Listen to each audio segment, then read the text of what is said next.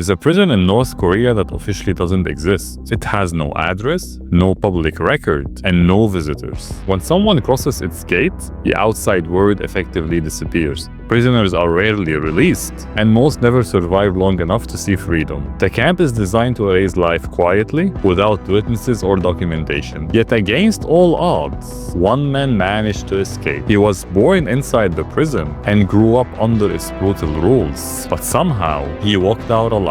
This is the story of Shin Dong-hyuk, the only known person to escape prison camp 14. Shin didn't grow up with the normal experience of childhood. He was born in prison camp 14 because both of his parents were political prisoners. His father has been in prison for opposing the regime, and his mother for helping him. The prison itself is a permanent ward of punishment, where courts and sentences do not exist. Entire families were imprisoned under North Korea's policies of guilt by association, a system where if one person is accused of disloyalty, their parents, children, and even grandchildren could be punished with them. A single accusation could basically erase an entire bloodline. People were born inside and expected to die there. Guards ruled through fear, torture, and public executions. Children were taught obedience through violence. Hunger was constant, and hope did not exist. This prison created generations of prisoners. Children born into a life of fear and labor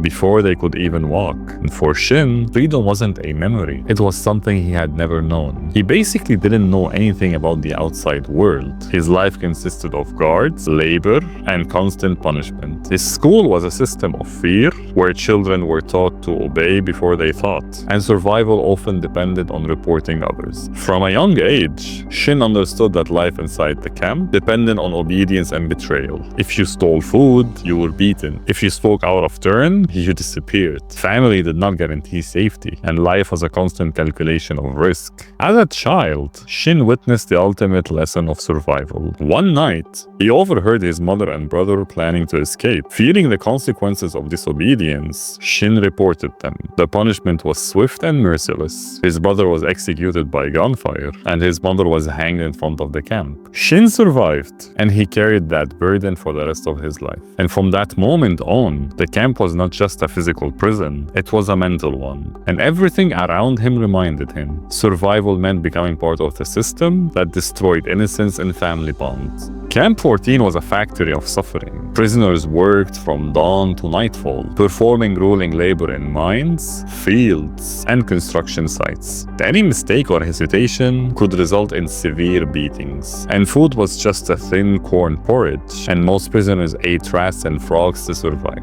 Public executions were routine, designed to instill fear and prevent resistance. Guards executed escapees in full view of others. The camp was not about justice, it was about control, and despite all of this, Shin learned to adapt, observing patterns, avoiding punishments, and finding small ways to survive each day. Hope arrived unexpectedly. A fellow prisoners who had grown up outside of the camp told Shin about the world beyond fences and watchtowers. There were cities full of lights, food was everywhere, and freedom to move without the fear of execution. Shin had never imagined such a life, but the idea of outside ignited a spark, and for the first time, he believed that there could be a life outside of the camp. This was the beginning of his decision to escape, and for the first time, he actively considered the impossible, leaving behind the only life he had ever known and risking certain death for a chance at freedom. Shin had no map or allies. Everything depended on timing and instinct. On a freezing winter night, he reached the electrified fence.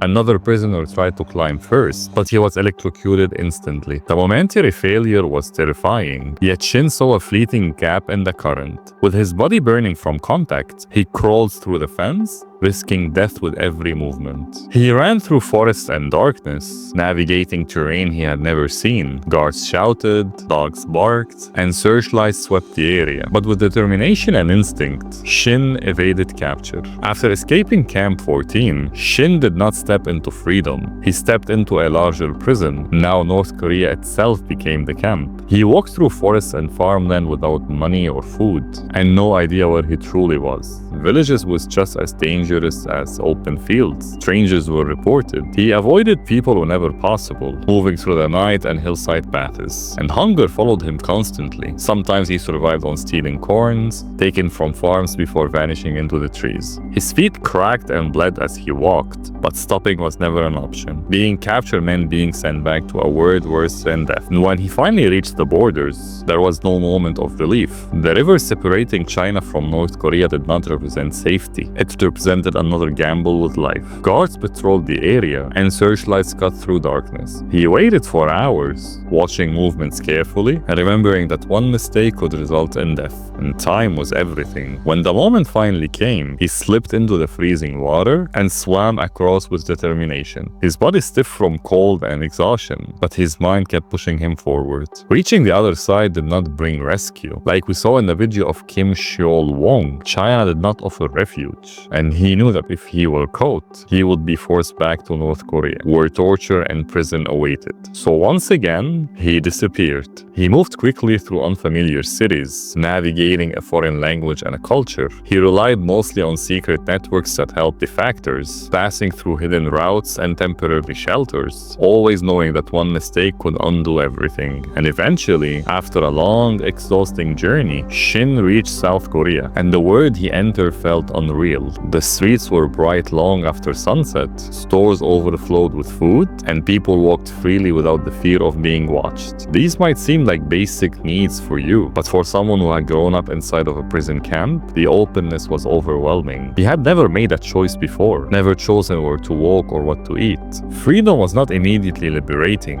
Shin struggled to adapt in the new world. He did not understand how to socialize or even speak comfortably, and the psychological scars ran deeper. He carried the memory of his mother and brother's death, the result of a choice that he made under the camp's brutal rules. In the years that followed, he told his story to the world, not as a symbol, but as a witness. He gave interviews and testified about life inside of North Korea's camp, and worked with human rights organizations to expose a system that the North Korean government insists does not exist. And today, Shin lives in South Korea. He lives a quiet life, far from the world that raised him. He does not wear a uniform anymore. He does not answer to guards, but the camp has not fully left him. North Korea denies the existence of Camp 14. No official records, no inspections, even photos are not allowed. Yet satellite imagery reveals massive compounds, watchtowers, labor fields, and even graves. And thousands of people remain trapped in conditions designed to erase life itself. Shin Dong-hyuk's escape is a rare exception. His survival highlights not only the cruelty of the camp, but also the resilience of the human spirit.